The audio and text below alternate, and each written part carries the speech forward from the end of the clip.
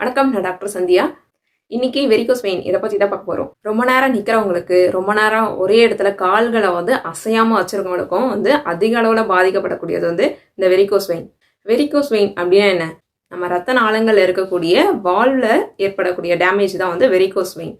Varicose vein எப்படி வருது அப்படின்னு கேட்டிங்கன்னா, நம்ம ஹார்ட் ரத்தத்தை பம்ப் பண்ணி நம்ம கால்களுக்கு அனுப்பும்.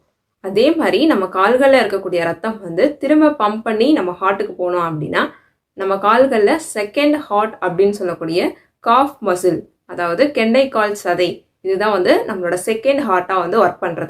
இந்த காஃப் மசில் கண்ட்ராக்ட் ஆகும் போதெல்லாம் நம்மளோட பிளட் வெசல்ஸும் கண்ட்ராக்ட் ஆகி அது மூலமா கொஞ்சம் கொஞ்சமாக பிளட் ஹார்ட்டுக்கு போகுது. இந்த காஃப் மசில் வீக் ஆயிடுச்சு அப்படின்னா பிளட் பம்ப் ஆகாம கால்களே தங்கிடும். இதனால வெரிகோஸ் வெயின் உருவாகும். இது இல்லாம ஒபிசிட்டியா இருக்கும் போதும் பிரெக்னன்சி டைம்லயும் கால்கள்ல அதிகப்படியான அழுத்தம் இருக்கிறதுனால அவங்களுக்கும் வெரிகோஸ் வெயின் வரும். அப்புறம் ஜெனட்டிக்கலா உங்களுக்கு ரத்த நாளங்கள்ல பாதிப்புகள் இருக்கு அப்படின்னா அவங்களுக்கும் வெரிகோஸ் வெயின் ஈஸியா வரும். சிலருக்கு ரத்த குழாய்கள்ல ரத்த கட்டிகள் ஏற்படுறதுனால அந்த வால்வ் சரியா ஓபன் ஆகாது. அதனால பிளட் திரும்ப மேல ஏறாது, கால்கள்லயே தங்கி இருக்கும். இதனால வெரிகோஸ் வெயின் வரலாம். இதுக்கு என்ன பண்ணணும் அப்படின்னா, நம்ம கால்களை அடிக்கடி ஒரு மூவ்மெண்ட் கொடுத்துக்கிட்டே இருக்கணும். ரொம்ப நேரம் ஒரே இடத்துல உட்காந்துட்டு இருக்க கூடாது, நின்றுட்டே இருக்கக்கூடாது.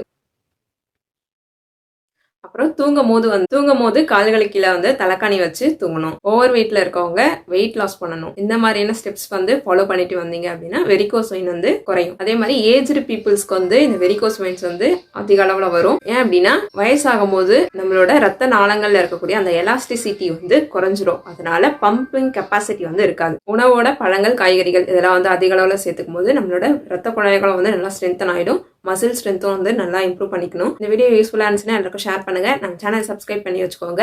தேங்க்யூ ஃபார் வாட்சிங்.